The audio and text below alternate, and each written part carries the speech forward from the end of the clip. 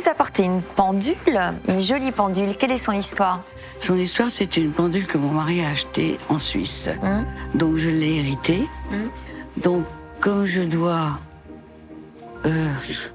régler les études de ma petite fille parce que j'ai perdu ma fille, donc je commence à vendre tous les CD. Oh là là, c'est douloureux tout ça. Donc c'est pour ça que je fais tout ça. Et quel âge votre petite fille? Elle vient d'avoir 15 ans. 15 ans. Et vous êtes très proches toutes les deux? Oui. Et j'étais très proche de ma fille aussi, voilà le problème. Elle va faire des études de quoi, cette petite fille? Sciences Po, elle voudrait faire. Bien. Et elle étudie dans quelle ville? À Boulogne-sur-Mer. D'accord. On est du Pas-de-Calais, alors. Alors, une jolie pendule qui porte une jolie signature. Très chic. Grande maison d'horlogerie, Ouais. du mariage de deux manufactures au départ, Jaeger et la maison Lecoutre, pour associer leur savoir-faire et qui ont acquis de ce fait, dans les années 30, une renommée encore plus grande. Et la quête de l'horlogerie, c'est d'être le plus précis ou de garder le temps le plus longtemps possible. Qu'est-ce qui va causer en fait qu'une horloge ou un mécanisme d'horloge va perdre du temps? C'est que le ressort, quand on arrive en fin de course, quand il n'est pas assez remonté, va avoir moins d'énergie à transférer à l'échappement. Et donc, va petit à petit perdre sa capacité à compter précisément le temps. Oui, je comprends. Voilà. Et donc, il faut remonter régulièrement. Mais on peut remonter, et si on remonte trop, on peut bloquer. Donc, tout ça, c'est des risques. Donc, il y a des recherches de mouvements automatiques, d'autres choses. Donc là, il y a deux technologies qui ont été inventées dans les années 30 ou fin des années 20. La première, c'est un transfert d'énergie par dilatation d'un gaz. Le gaz va se dilater ou se rétracter ou se condenser en fonction de la pression atmosphérique. Et donc, cette dilatation va entraîner, on va dire, une compression ou une dilatation du ressort mécanique. Ce ressort mécanique, lui-même, c'est la deuxième technologie. C'est un balancier torse. Donc, c'est un alliage très particulier qui va conserver, on va dire qu'il va aucune déperdition. Oui, c'est une bonne mécanique, tout ça. Ah, c'est une excellente C'est super beau. Hein. Voilà. Bon, en tout Grand cas, je vous succès. décerne le brevet de la meilleure expertise technique en matière d'horlogerie. Ah, mais l'horlogerie, c'est la mère de toutes les techniques. Et Harold se marre là-bas, parce qu'il est en train de se dire c'est sûr que moi, je ne serais pas entrée dans le détail des mécanismes à Mais c'est air bien ou parce des que je savais mécanismes... pas trop tout ça. Hein. Bah non. Mais ça n'a l'air de je rien, savais- mais l'horlogerie, en fait, le calcul du temps, c'est ce qui nous fait avancer dans l'ensemble de nos progrès.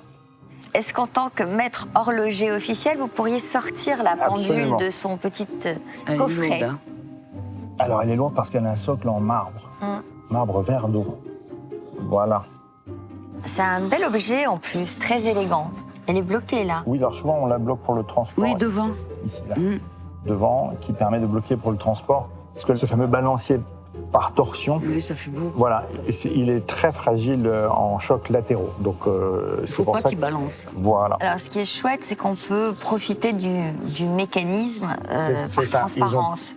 C'est le parti pris de l'horlogerie de montrer la technicité, les mouvements squelettes, on appelle ça, où on voit l'intérieur, les entrailles.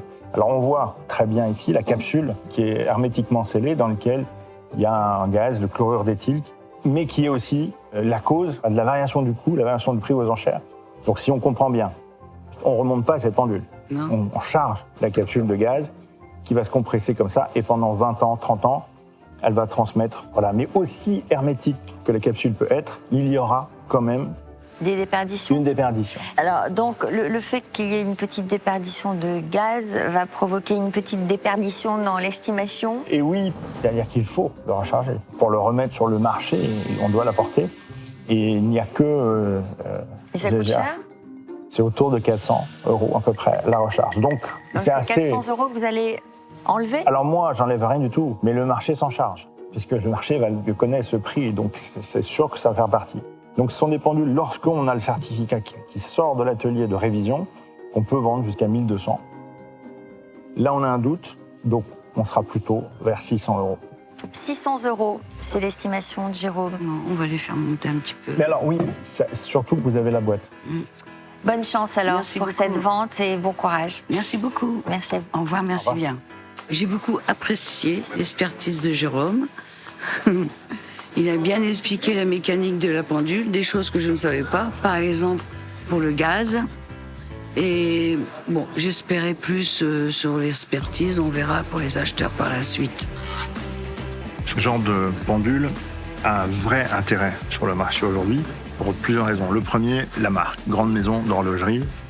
Et aujourd'hui, on achète beaucoup pour les marques.